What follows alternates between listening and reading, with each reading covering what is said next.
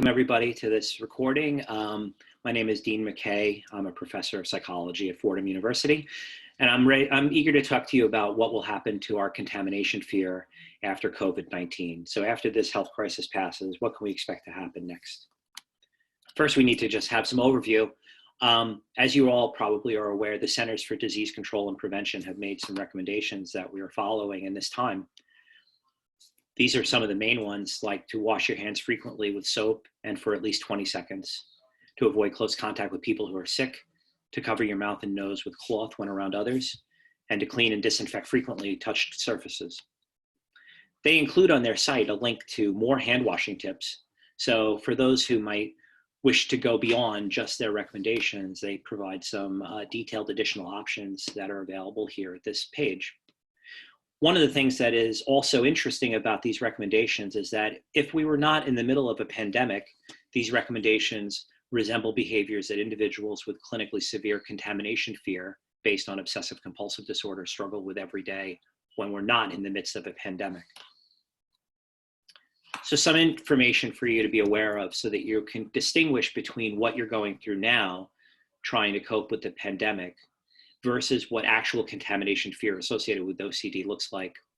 Pictured here are two hands that resemble what might be typical for people who have quite severe contamination fear. The chapping and cuts on the hand are due to excessive hand washing. Some people now during the pandemic, as they are washing their hands more frequently due to the CDC's recommendation, may begin to see some similar looks on their hand, but probably have not gotten to the level that's pictured here. So these are symptoms that individuals who struggle with this disorder would exhibit regardless of whether there's a pandemic or not.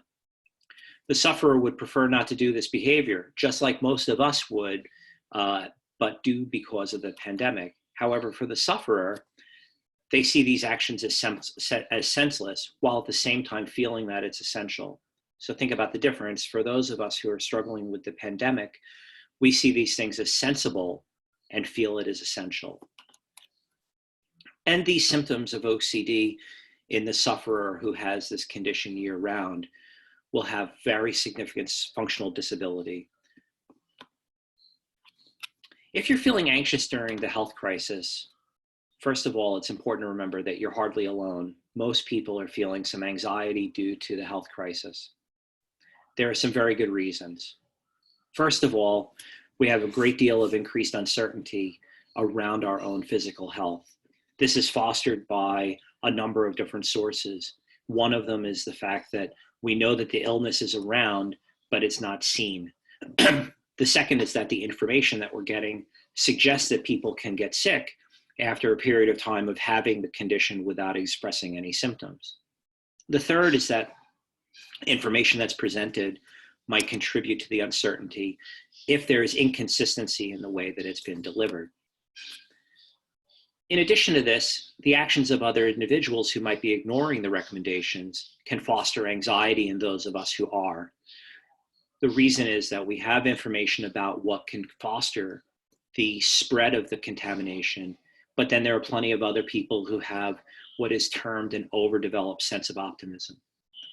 Those individuals are the ones who were warned against and can contribute to that feeling of uncertainty about our own safety. And then finally, the pronouncements of public officials, which actually are designed frequently to give us information about how to be safe. So when we see people who are airing information about safety, there's something that might be worth keeping in mind. If you're feeling anxious during this crisis and you're paying very careful attention to all of the pronouncements from elected officials, that some of the things that they're saying are probably directed at the people I mentioned in the second bullet. Those who have an overdeveloped sense of optimism. You probably, if you're already following the CDC guidelines, are not the target audience for these officials, but instead you might pay more careful attention to the information that they're giving about the spread. And if you're fortunate and in a state where this is happening or where it will eventually, when the spread of it starts to decline. Adding to the anxiety is the knowledge of the pathogen. So pictured here is a variation on an image that many people probably have seen already if you're following on social media or other news sources, which is a microscopic view of the actual COVID-19 virus. So knowledge of the pathogen and its presence, given that it's not visible to the naked eye, activates in most of us an evolved feature called the behavioral immune system. The behavioral immune system is a systematic set of reactions that we're evolved to rely on that's designed to protect us when there is some kind of unseen risk that can cause illness. So not seeing the pathogen is what makes it crucial for us to understand this behavioral immune system. It is the concern of something penetrating our body and causing us harm. So we might wonder, though, how is this going to end emotionally and behaviorally for us? So it's not just about the pathogen ending, but what is the trajectory that we can expect? So here we are now. It's prescribed contamination fear.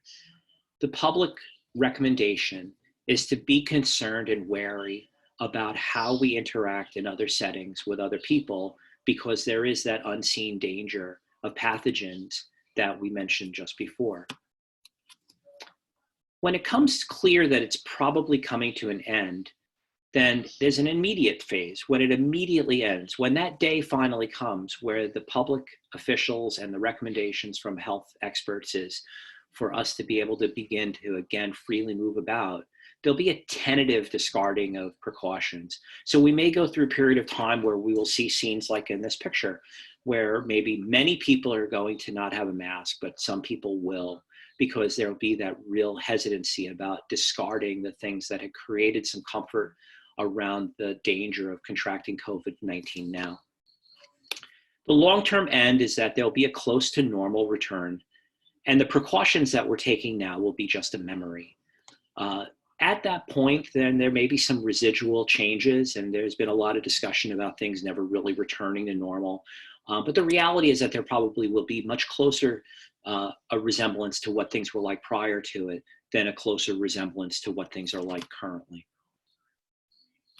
Why will it end with most people not developing OCD? So this is an interesting thing. Right now, there are some areas where people are saying that the post-pandemic situation will have an associated uptick in the number of cases of people struggling with contamination-related OCD. There are some compelling reasons why this is not likely to happen. First of all, most of us are quite eager to stop engaging in the CDC prescribed recommendations and return to our pre-pandemic behavior.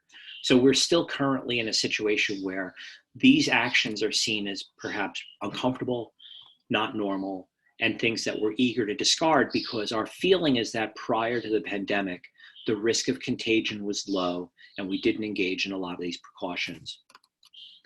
Second is that the majority do not see pathogen risk in everyday lives. So people who struggle with contamination-based OCD see around them the risk of pathogens and contagion all the time. The things that we're concerned with now are the things that people with severe contamination OCD are worried about in their everyday, all year round lives. The majority of the public does not suffer from that. Among those who might develop post-pandemic OCD, first of all, many of them will have a short-term rate of this kind of post-pandemic contamination fear.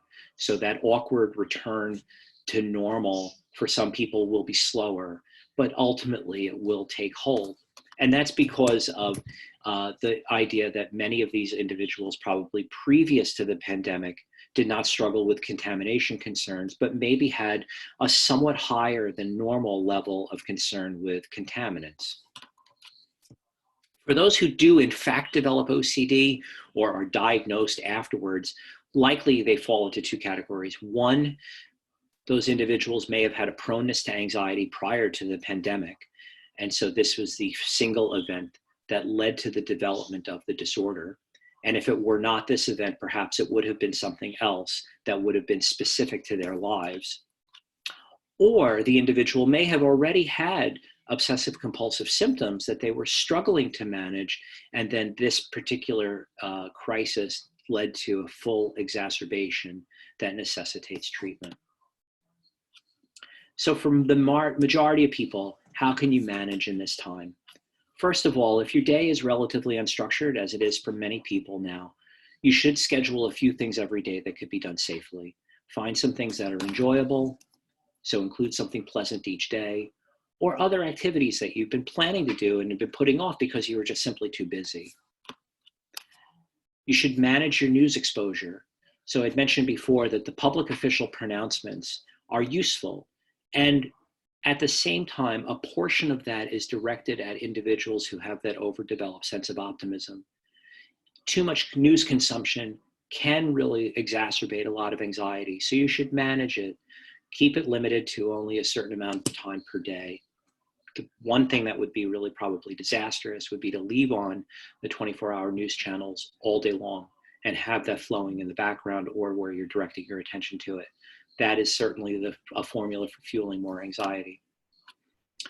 And the other one is to remember that while it may seem long lasting, the physical distancing that we're practicing now is going to come to an end. There will be a day where this will end. And even though it seems like it's going on a long time, in the greater scheme of things, it actually probably is not. I want to encourage all of you to check out the Association for Behavioral and Cognitive Therapies website. They have a great deal of information and resources that can further help managing a wide range of emotional conditions, in addition to anxiety and related problems that may be present during this particular pandemic era. And if you're interested in becoming a member, I strongly urge you, if you know some professionals who are not part of ABCT, urge them to consider it and check them out here. Thank you for your attention and time, and stay safe and healthy, everybody. We're all looking forward to this coming to an end and it simply being a memory.